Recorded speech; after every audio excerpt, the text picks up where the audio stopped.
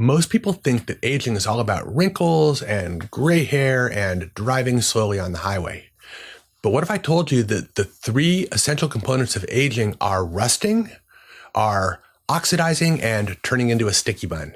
In the course of this short video, I'm going to explain these three processes and steps that you can take to age better, to feel better, and to have a health span that matches your lifespan. My name is Scott Resnick. I'm a medical doctor and I've been practicing functional medicine for the last 15 years. I'm making these videos to empower you guys to understand your bodies and make good healthcare decisions so that you can heal yourself without using drugs. So if you like these videos, be sure to like, comment, subscribe. Let me know what I'm doing well because that'll help me to make better videos. There are three ways that we age, and the first is rusting. Now, I know we're not the Tin Man and the Wizard of Oz. We're not actually rusting. But what does happen in so many people is there's an accumulation of too much iron in the body. Now, iron is a really important mineral. For one thing, it's the central atom of the hemoglobin molecule, and the hemoglobin molecule in each of our red blood cells carries oxygen to all the cells around our body. That's pretty important. And iron has some other important properties as well. I mean, it's really important for making thyroid hormone, and it serves as a cofactor for a number of different enzymatic reactions. But iron follows the Goldilocks principle, meaning that you don't want too little and you don't want too much. When we accumulate too much iron in the body, it feeds forward a process known as the Fenton reaction. And the Fenton reaction is kind of like a fast forward process that keeps our inflammatory processes in overdrive. It creates more lipid peroxides, and lipid peroxides are the single primary cause of cardiovascular disease in our body. So you don't want to have too much iron. And in other videos on this channel, I've explained why iron is important, but I've also explained how to measure iron correctly. The next chemical process that is associated with aging is this oxidative process.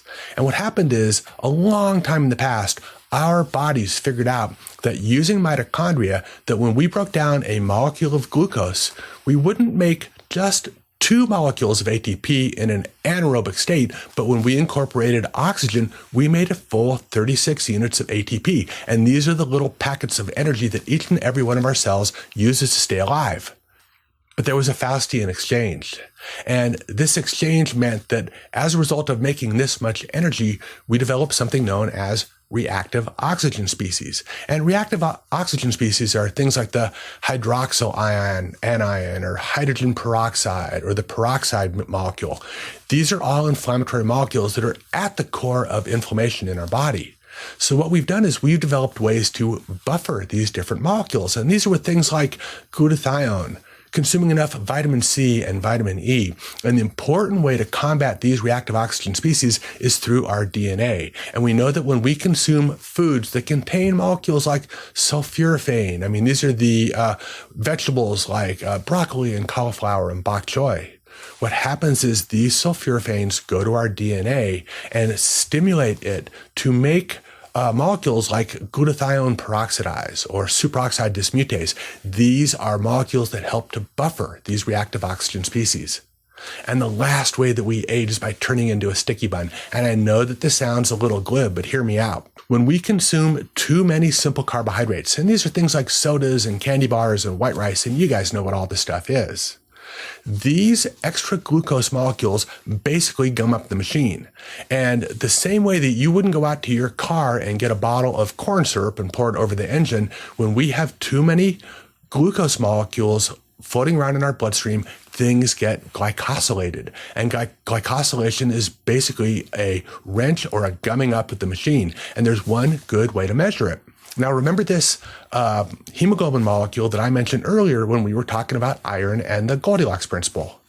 You can measure how much this hemoglobin molecule is glycosylated through a marker known as a hemoglobin A1C. This is a commonly used measurement to assess somebody's risk of prediabetes or diabetes. Because what happens is when we have too many glucose molecules gumming up our system, this molecule gets gummed up as well, and we can measure it.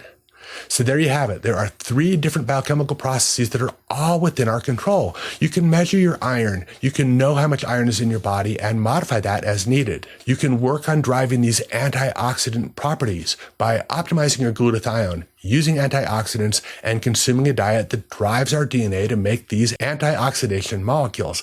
And finally, you cannot let yourself turn into a sticky bun by not consuming so many simple carbohydrates. If you guys want to know where you are upon this functional health spectrum, I'd recommend that you look down in the description and click on a link to bring you to my functional health assessment. This is a simple at-home test asking you a series of questions that is going to help you to understand where you are on this spectrum of health and healing from a functional perspective. It's free, it's easy, and you can do it at home. And as always, I'm making these videos for you. Let me know what you think in the comments below, and I will see you in another video. And take care.